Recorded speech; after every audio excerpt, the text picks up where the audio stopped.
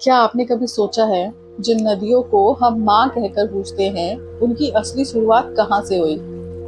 क्या वो सिर्फ पानी की धाराएं हैं या फिर उनके पीछे छुपी है कोई दिव्य कहानी?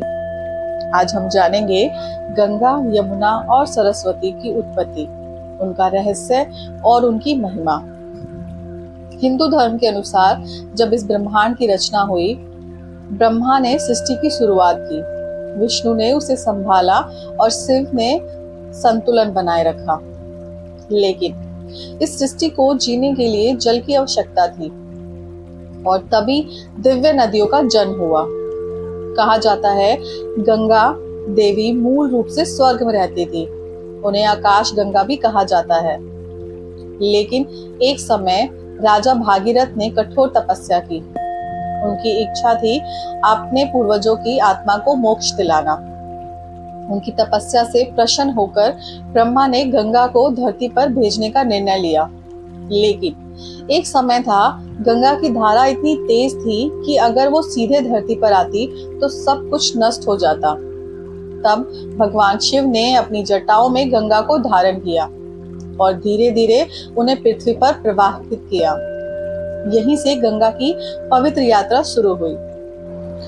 अब बात करते हैं यमुना देवी की। शास्त्रों के अनुसार यमुना सूर्य देव की पुत्री हैं और उनके भाई हैं यमराज। इसी कारण यमुना को यमुनोत्री से भी निकलने वाली एक पवित्र और मोक्ष देने वाली नदी माना जाता है। कहा जाता है, जो व्यक्ति यमुना में स्नान करता है उसे मृत्यु का भय कम हो जाता है। अब सबसे रहस्यमय नदी सरस्वती देवी। सरस्वती सिर्फ एक नदी नहीं बल्कि ज्ञान और विद्या की देवी भी हैं। पुराने ग्रंथों में सरस्वती को एक विशाल और शक्तिशाली नदी बताया गया है, लेकिन आज ये नदी दिखाई नहीं देती। कहा जाता है, सरस्वती अब अदृश्य रूप में बहती हैं और जहाँ गंगा और यमुना मिलती हैं, वहां सरस्वती भी गुप्त रूप से मिलती हैं, जिसे हम कहते हैं त्रिवेणी संगम।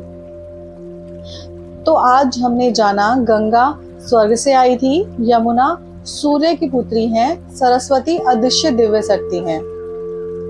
तो हमने जाना इस नदी की दिव्य उत्पत्ति।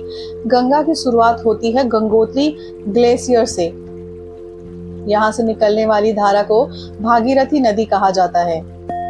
फिर आगे चलकर देवप्रयाग में भागीरथी और अलकनंदा नदी आपस में मिलती हैं और यहीं से इनका नाम पड़ता है गंगा।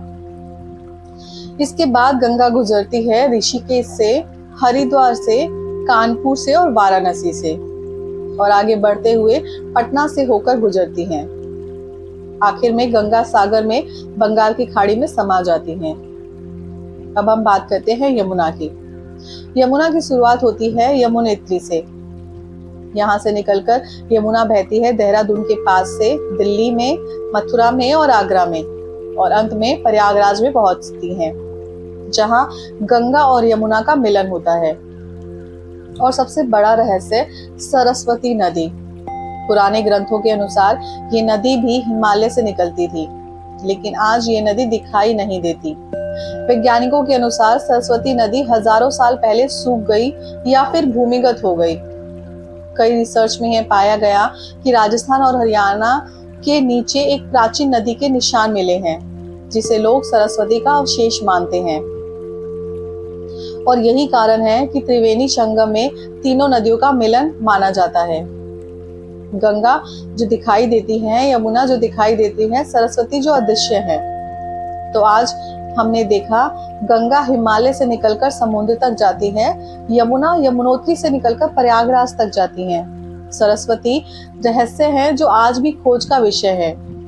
लेकिन क्या इन नदियों में सिर्फ पानी है या इनमें छुपी है कोई आध्यात्मिक शक्ति? क्या आपने कभी सोचा है, गंगा जल सालों तक खराब क्यों नहीं होता?